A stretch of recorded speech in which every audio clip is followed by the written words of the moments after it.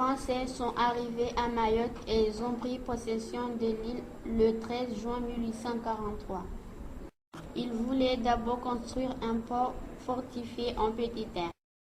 Dzaoudzi était entouré d'une mauvaise muraille en pierre sèche, mais le capitaine Jehan, chargé de sillonner la partie est du lagon afin de cartographier précisément le site, pensait qu'elle pourrait être remplacée par des remparts. Dzaoudzi, où vivait l'essentiel de la population, avec le dernier sultan Andrian Souli, n'avait cependant que quelques puits. C'était donc insuffisant pour satisfaire les besoins en eau des habitants plus ceux du port. Finalement, ils ont décidé de faire de Mayotte une colonie sucrière. Vu qu'en grande terre, il y avait de belles terres, assez de place pour les plantations et pas de problème pour l'eau grâce aux nombreuses rivières. L'industrie sucrière à Mayotte débute en 1846 à Kaweni. À Mayotte, les plus grandes concessions se trouvaient à Kaweni, Dembeni et Soulou. Il y en avait aussi d'autres comme à Ajangwa, Doujani ou à Passamenti, mais un peu moins importantes. Elles se trouvaient toujours au bord du littoral pour faciliter les échanges, le déchargement et l'embarquement.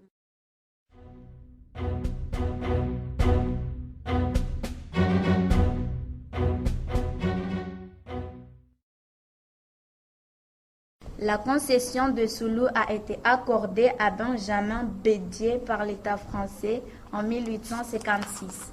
Elle est située au nord-ouest de Mayotte, sur la commune actuelle de M'Tsangamouji.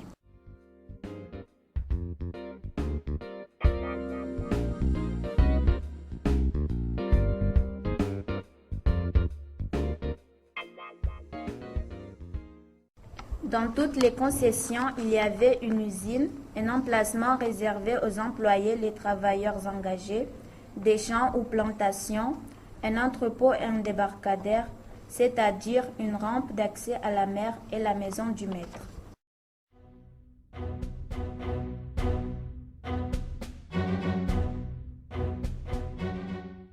Ici, nous sommes dans l'usine sucrière de Soulou. Dans l'usine, il y a 3 salles.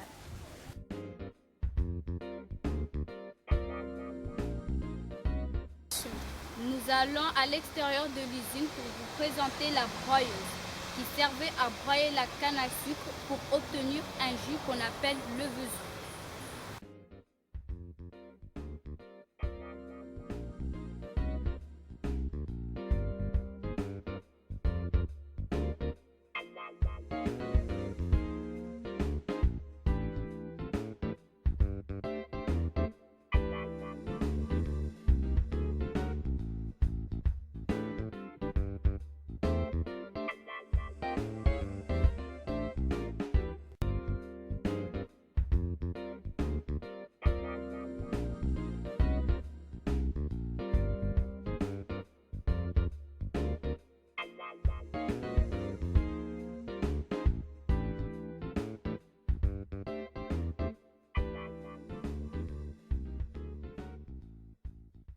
Quand le vezou coulait, il passait par des souterrains appelés décarlots.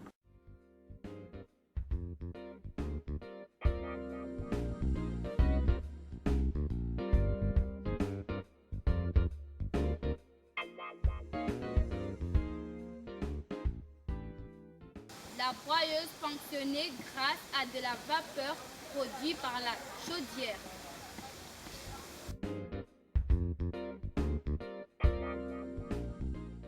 Puis le jus arrivait dans la chaudière de Jimar qui était dans la première salle. C'étaient de grandes bassines en cuivre qui servaient à évaporer l'eau du vezou.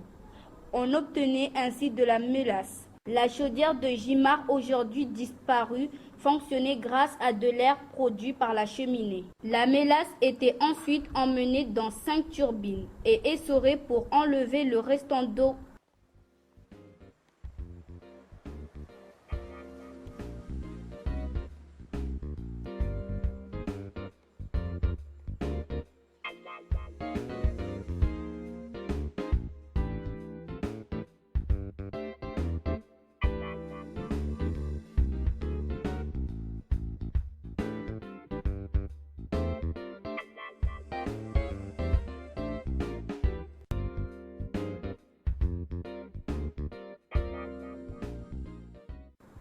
On obtenait alors du sucre qui était entreposé dans la troisième salle.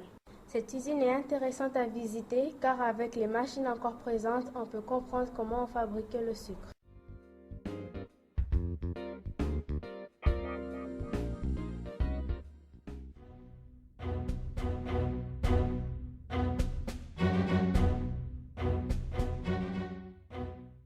C'est après l'abolition de l'esclavage en 1846-1847 que les concessionnaires des usines sucrières devaient aller chercher dans des pays voisins des hommes libres, on les appelait des travailleurs engagés.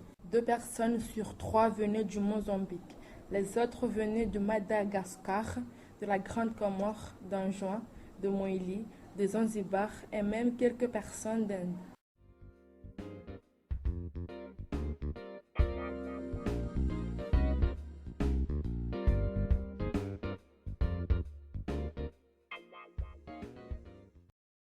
Il signait un contrat de 5 ans. Il travaillait du lever au coucher du soleil. Le concessionnaire ne respectait pas toujours les heures de repos.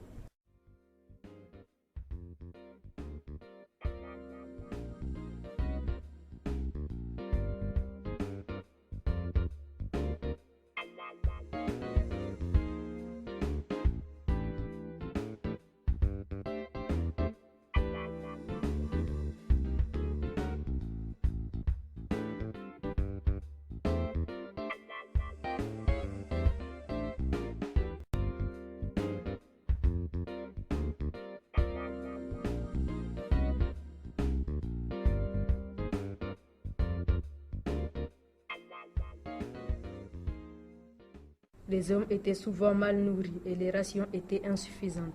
Leur salaire était versé régulièrement en retard.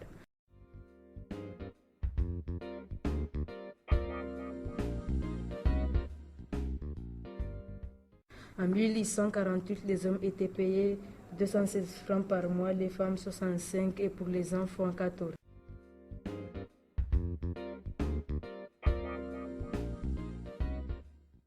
Dans chaque concession, il y avait une barre de justice appelée bloc, où l'on emboîtait les jambes des engagés. Elle était formée de 2 pièces de bois percées de trous. En 1860, les travailleurs engagés se sont révoltés pour faire entendre leur plainte à cause de leurs conditions de vie et de travail.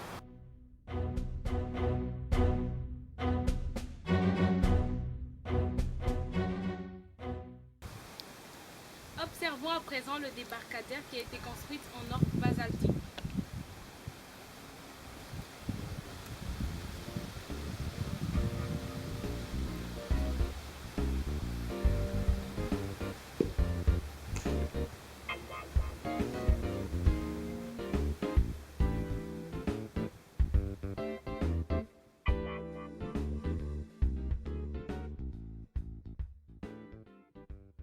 Ces pierres ont une forme spéciale.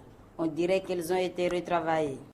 Ces orgues n'ont pas été retravaillés. Ils sont tout à fait naturels.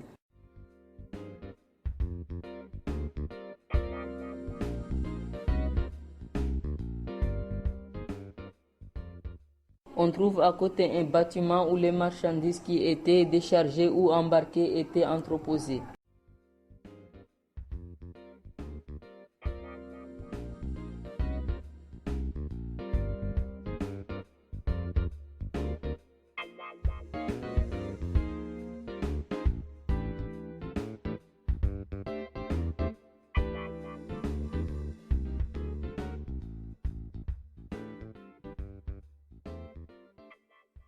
On utilisait des bateaux pour décharger ces marchandises. En effet, les bateaux ne pouvaient pas les amener jusqu'au bord car ce n'était pas assez profond. Les bateaux attendaient plus loin dans la baie de Soulou.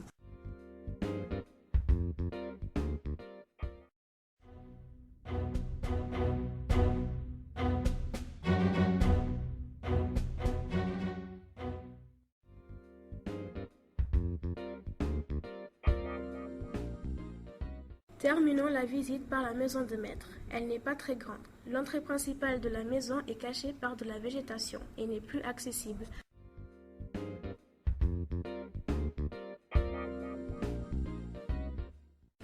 Mais avant, quand on y passait, on trouvait la salle de réception au rez-de-chaussée.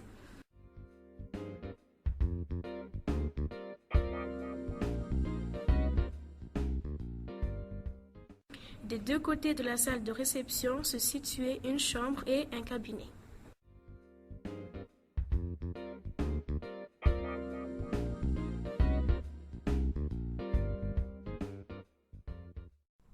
Dans la maison, il y avait un étage qui a maintenant disparu.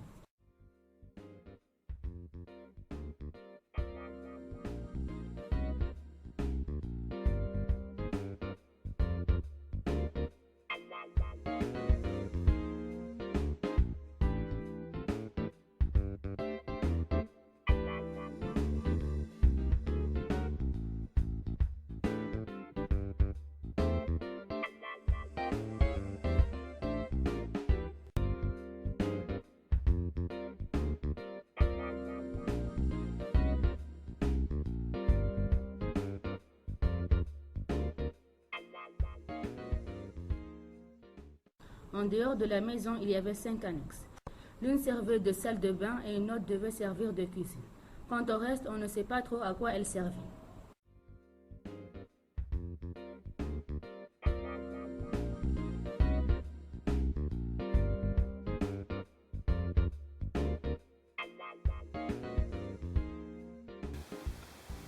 Le premier concessionnaire Benjamin Bétier a acheté la concession de Soulou en 1856. Et c'est peut-être même lui qui a construit la maison. La concession de Soulou ne rapportait pas beaucoup d'argent car il y avait des problèmes. Comme par exemple des problèmes de main-d'œuvre et des machines qui tombaient en panne. Et seulement 2 mécaniciens à Mayotte capables de les réparer. Quand le maître commandait d'autres machines, en Europe, cela prenait du temps pour arriver à Mayotte. La concurrence des autres îles françaises, comme la Réunion et les Antilles, faisait que les concessionnaires n'étaient pas riches. Depuis, le site ne produisait pas beaucoup. Il a été abîmé par un cyclone en 1898. Enfin, en 1902, le site a été déclaré en faillite.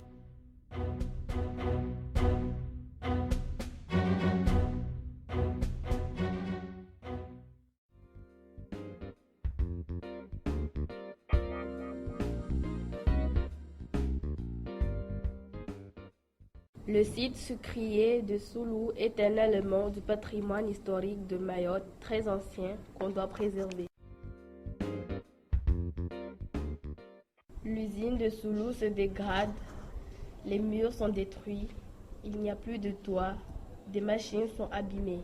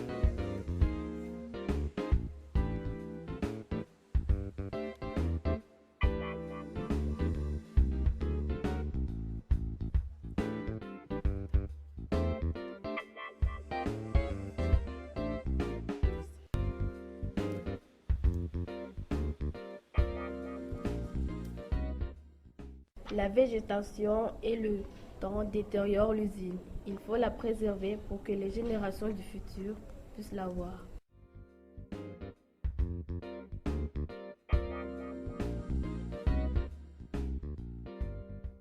Maintenant, voilà le débarcadère qui servait de rampe d'accès à la mer.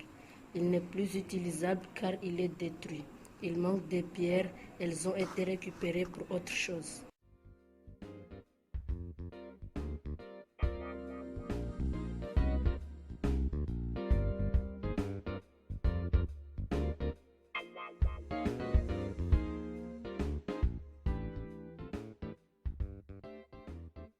Puis l'entrepôt aussi n'est plus en bon état car il manque le toit, mais cela reste le seul bâtiment qui a conservé tous ses murs.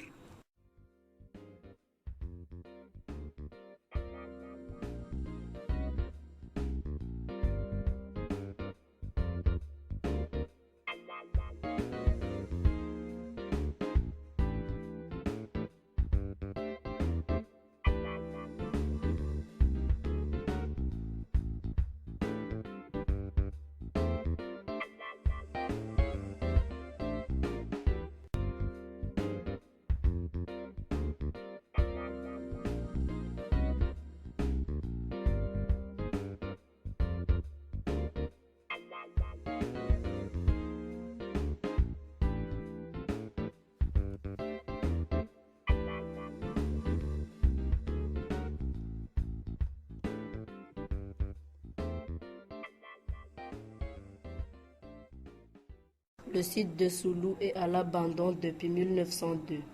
Il faut le restaurer car ce site est un ensemble unique à Mayotte. Dans quelques années, il disparaîtra.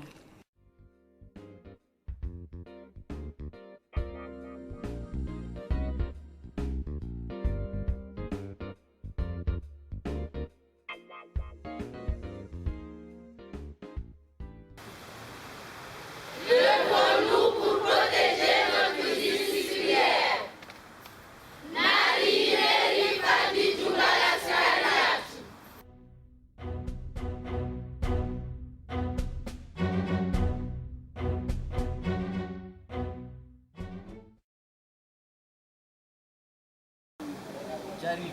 Qui vient-il? Venta. Heidi. On lui tient.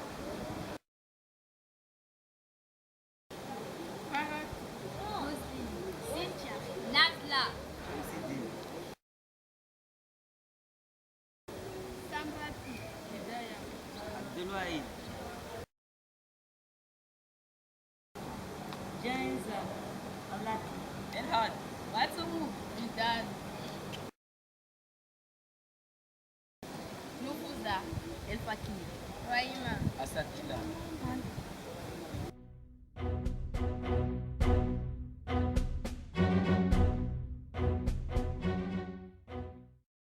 Travailleurs engagés 11e prise.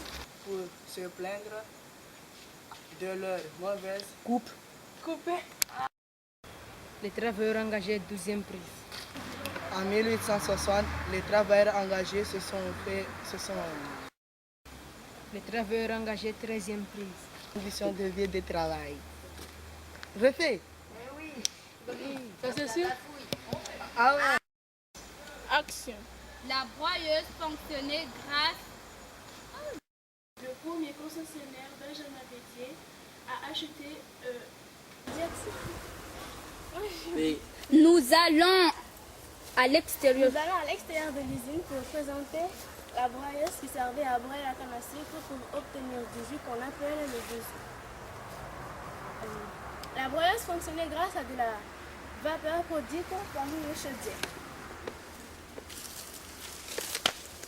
Ben, tu dois la faire la chaudière. L'entrepôt de l'usine, premier.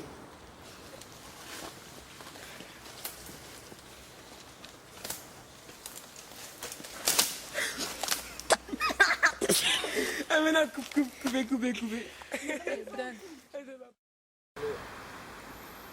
C'est pas bon, je suis pas cadré. Mon truc a bougé. 1, 2, 3. Qu'est-ce que j'ai fait?